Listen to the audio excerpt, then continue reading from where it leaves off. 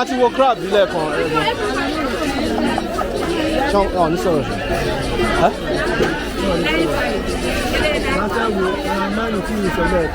Okay, grandma, okay. Caramali sí bàbá yẹn sọ́dọ̀ ẹ̀kọ́ tó ní. Caramali. Octopus. Okay, octopus.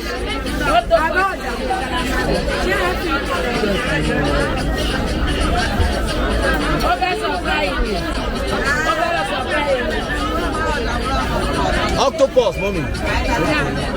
This calamari, lobster. Lobster. Okay, this is lobster. Wow. Ah. This is crab. Sea crab. Sea crab.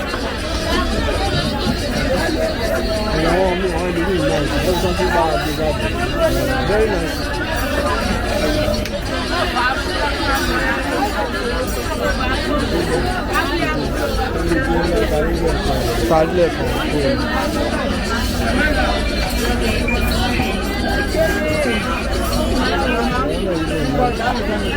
Àwọn náà ní ọ̀nà ìṣẹ́. Ókè gbogbo ẹja inú àti ilé ẹ̀kọ́. Ilé Google Titus ni. Ní Google. Sister, ṣebí Titus lè lè. Titus kọ. Barakuda. Ókè, Barakuda. Ṣé kí ilé ẹ̀kọ́? Ọlọ́jẹ. Ìbọ̀ tí bá ti ń rìn, tá bá ti ń rìn kọ́, tá bá ti ń rìn.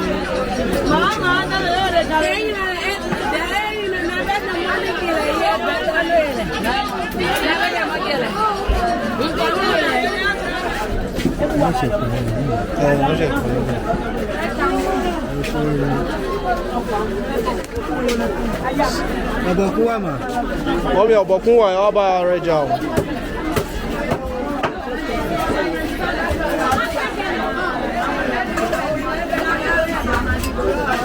God go sell this fish for me. Believe. Ó dẹ̀ àwọn ẹ̀jẹ̀ máa tà lágbára Ọlọ́run.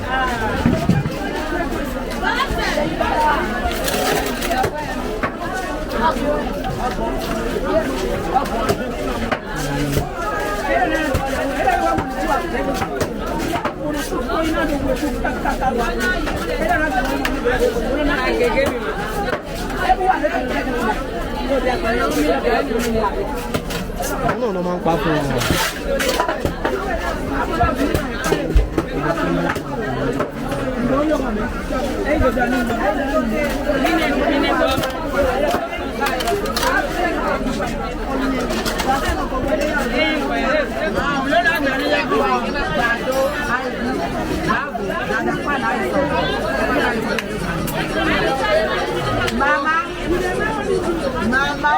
Mama, well done.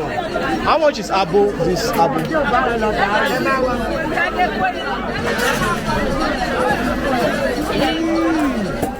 Wow. Ẹyẹ tó ẹ lónìí. Ẹyẹ mọ iye ni a mú bá jẹ́ náà. Ẹ tó máa rajà ni mo ní ìdí ọbẹ̀ rojọ́. Ẹ lówó tó ẹ máa tà. Mọ̀dá ẹ máa tà lágbára Ọlọ́run. Àǹtí mi ò, ẹjọ́ ẹ mo fẹ́ pèrò.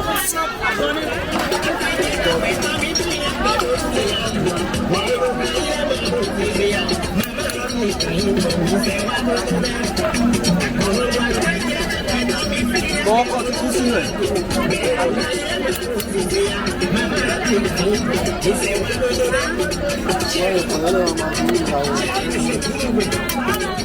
Wọ́n máa ń para wọn, wọ́n máa ń gbé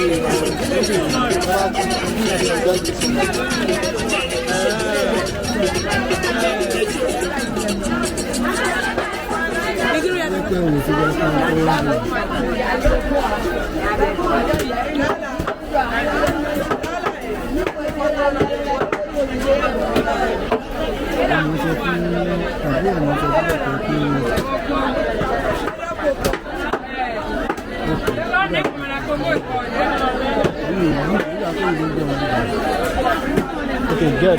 Nice one.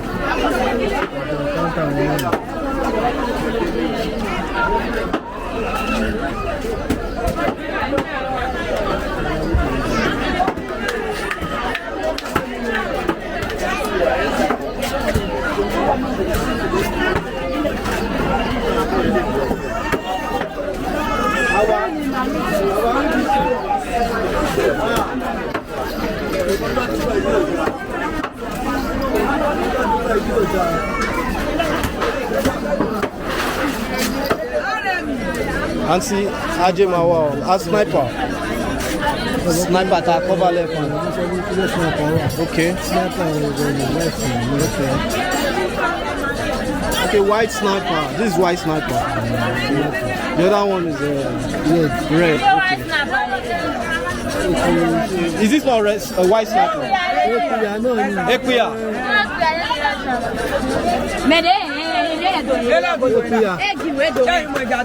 Ṣé panla lele mọ́mí? Ọwọ́ rẹ̀. Tàbí fún ẹja rẹ fi pè é nìyẹn mo fẹ́ ẹja rẹ lè.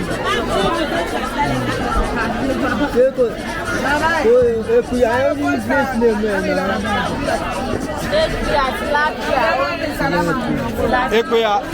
Equia. Okay, tilapia in English. Okay, so it's only about the suki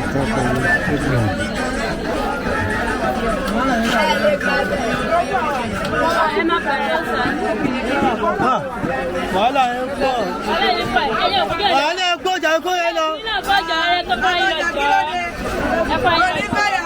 Kó tó kó sí.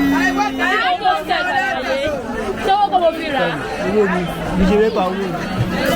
Ọjà tó ń jọ. A ti wọlé rẹ̀. Ọ̀tọ̀ tó rẹ̀ ni. Ó bá yẹ̀ pa fún ìdílé. Ó máa pa ọ̀dọ̀ tó rẹ̀ ni. Yóò mú náà. Okay, fresh.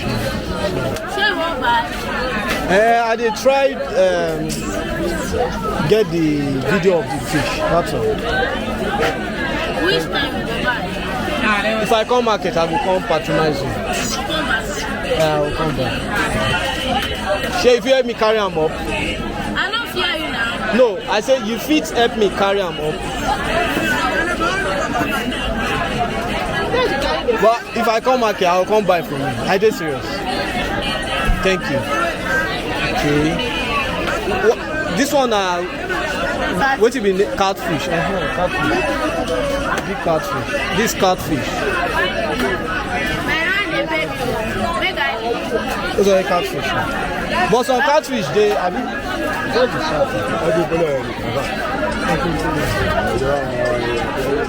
Kako cover a big come on. Oh, sorry.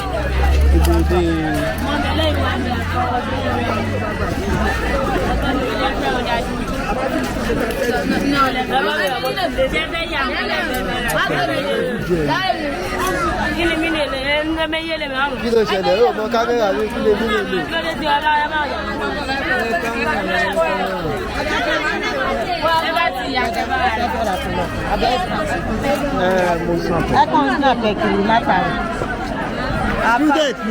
Tí bá sọ pé mo máa ra nǹkan bí tí bá sọ pé mo máa ra nǹkan lọ́jà ẹ̀ I go spend over 1 million naira buy from the bank so mo fi ṣe research. Okay, you're a student. I'm a student.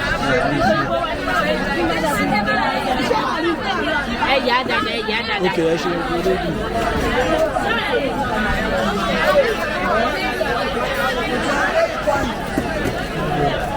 Oh no, ẹgbẹ́ tí yàtọ̀ sí. Ó yàtọ̀ sí lélẹ̀.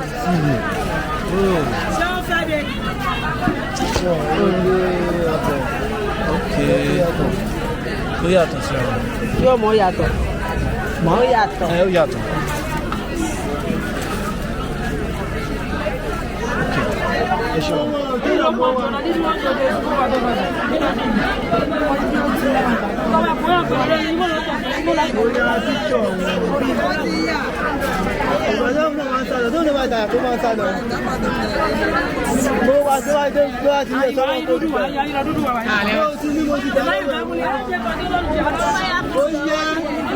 Ross, kí ló àwọn ilé nǹkan kí ló ọdọ kú ní ọgẹ ọbọ kan ọdọ kókó ọmọ ẹ lọ bá wọn.